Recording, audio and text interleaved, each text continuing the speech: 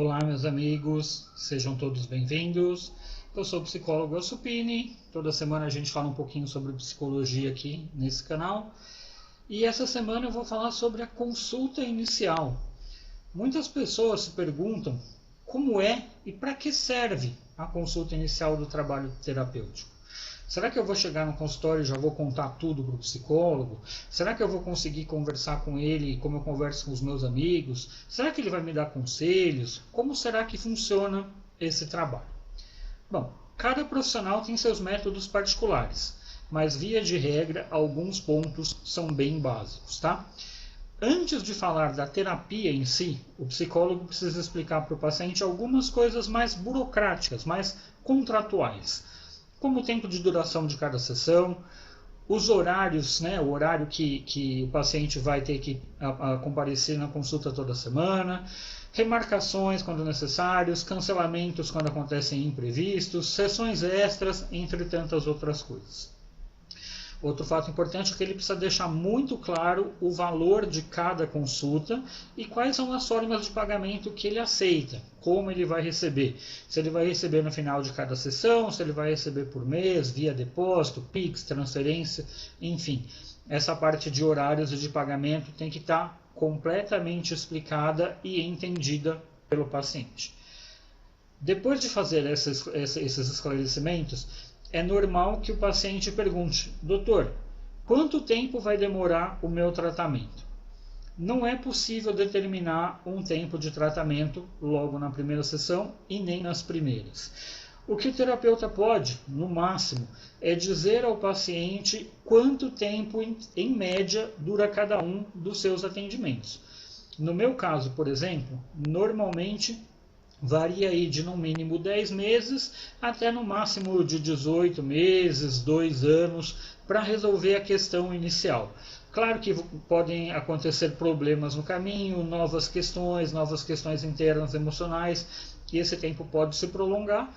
E também o inverso, o paciente vem com uma questão muito específica, como alguma fobia, por exemplo, e isso pode ser tratado e resolvido em um período até menor do que esses 10 meses da média. Não menos fundamental e muito importante é que o terapeuta mostre o CRP válido e ativo.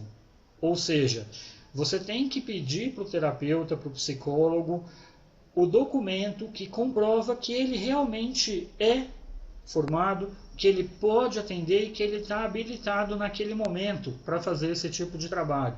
Para não correr o risco, principalmente com os atendimentos online, de você estar conversando, falando da sua vida para uma pessoa que se acha capaz ou então que pretende dar algum golpe e na verdade não está habilitado. Então sempre é importante pedir a documentação, e a consulta você consegue fazer online pelo próprio site do Conselho Federal de Psicologia, para ter certeza que você está sendo atendido por um profissional habilitado.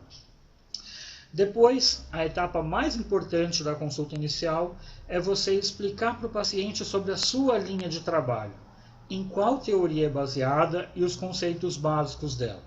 No meu caso, por exemplo, que sou rogeriano, eu preciso explicar sobre empatia, como preciso me colocar no lugar do paciente para que eu possa entender o momento em que ele está passando e assim, junto com ele, encontrar novos caminhos e uma mudança para ter uma qualidade de vida melhor.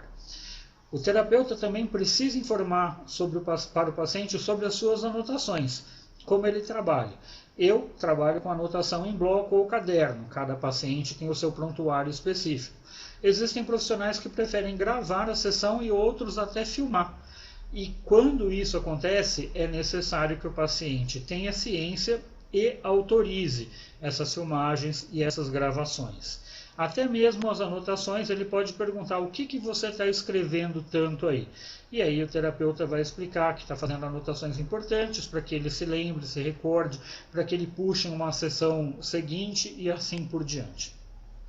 Depois de todas essas explicações, é papel do psicólogo perguntar se o paciente ainda tem alguma dúvida, se tudo foi esclarecido, se ele tem alguma coisa a perguntar, se ficou muito claro em relação à linha do atendimento, tempo, duração, se está tudo em paz para assim poder seguir em frente.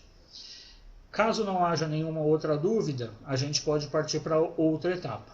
Alguns terapeutas já perguntam para o paciente o que o levou lá, qual é o problema, se eles já tiveram outras experiências com outros terapeutas, se já trabalharam com a mesma linha ou linha diferente e etc.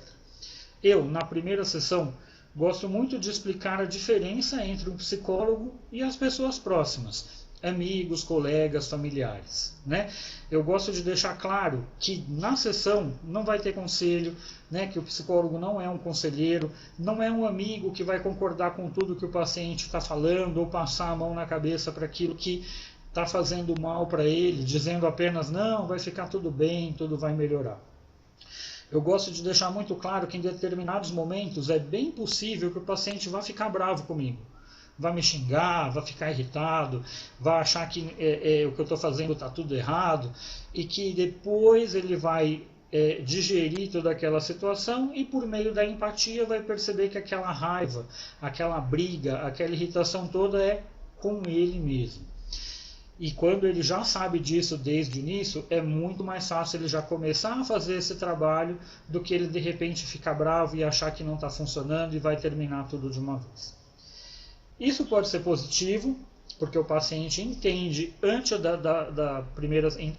da primeira sessão efetiva que o psicólogo não é amigo, não é conselheiro, não é um companheiro, que ele está lá com a ajuda da ciência, com a ajuda da teoria, para fazer com que aquele paciente se sinta melhor consigo mesmo, busque melhorar a sua qualidade de vida, resolver os seus problemas e seguir em frente, sempre pensando no que é melhor para ele mesmo.